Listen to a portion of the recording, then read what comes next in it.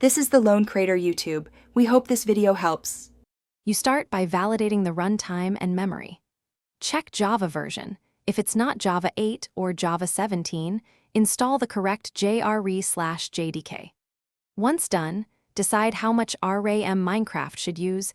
Allocate 1/4 to 1/2 of your total system memory in the launcher settings. Make sure to run TLauncher with administrator privileges so it can apply those settings. This prevents common conflicts, where the JVM won't initialize due to version or insufficient allocation. Now you modify the JVM launch parameters inside TLauncher. Open JVM arguments and set XMS, initial, and XMX maximum values to the RAM you chose, for example XMS2G, XMX4G. Next, strip obsolete or unsupported flags such as perm size or CMS if they appear, since those can abort startup.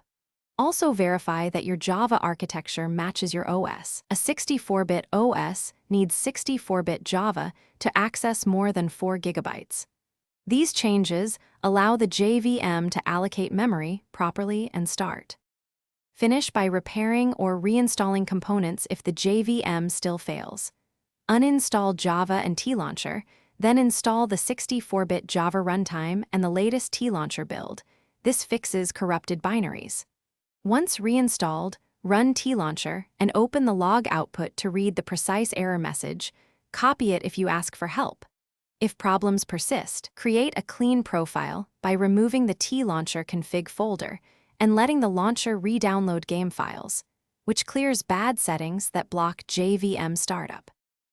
Thanks for watching. Consider subscribing if we helped you.